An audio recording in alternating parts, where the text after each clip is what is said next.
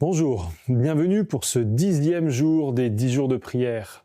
Le titre de la réflexion d'aujourd'hui est « Une générosité efficace ». Nous pouvons lire ensemble le texte biblique de référence qui est dans Acte 4, les versets 32 et suivants.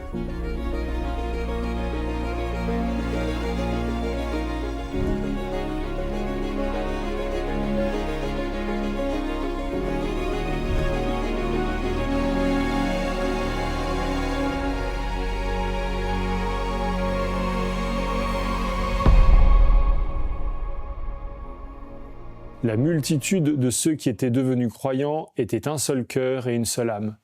Personne ne disait que ses biens lui appartenaient en propre, mais tout était commun entre eux. Avec une grande puissance, les apôtres rendaient témoignage de la résurrection du Seigneur, et une grande grâce était sur eux tous. Parmi eux, en effet, personne n'était dans le dénuement, car tous ceux qui possédaient des champs ou des maisons les vendaient, apportaient le prix de ce qu'ils avaient vendu, et le déposer aux pieds des apôtres. Et l'on distribuait à chacun selon ses besoins.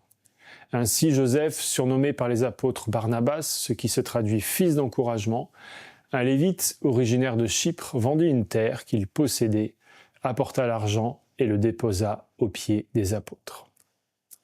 Ce texte fait grandement écho à celui d'Acte 2, 42 à 47 que j'ai partagé avec vous pour le 8e jour des 10 jours de prière.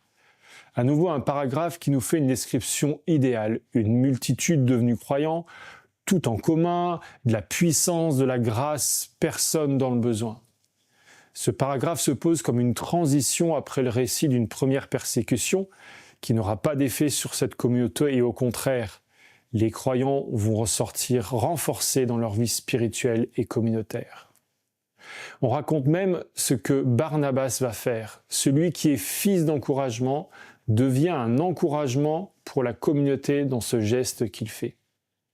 Mais cette unité de cœur et d'âme sera mise à mal par le comportement d'Ananias et Saphira dont on raconte l'histoire juste au chapitre suivant, au chapitre 5 des Actes. Leur mensonge vient mettre à mal la communauté. Leur mensonge montre ce qu'ils croient, à savoir que pour faire partie de cette communauté, il faudrait avoir une attitude idéale comme Barnabas. Or, rien de cela n'apparaît dans le texte. Croire et faire croire cela, c'est mettre en danger l'unité de la communauté. Car cette communauté grandissante à laquelle le Seigneur ajoute, cette communauté, elle accueille tout le monde, sans distinction et selon les besoins de chacun. La générosité n'est pas seulement une générosité matérielle, mais aussi une générosité dans l'accueil de toutes celles et tous ceux qui veulent ensemble vivre selon les principes d'amour de Christ, sans condition d'acceptation, si ce n'est celle de laisser l'Esprit agir en eux et avec eux.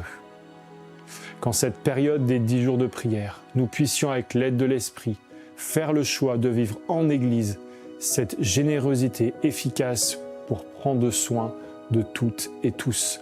Soyez bénis.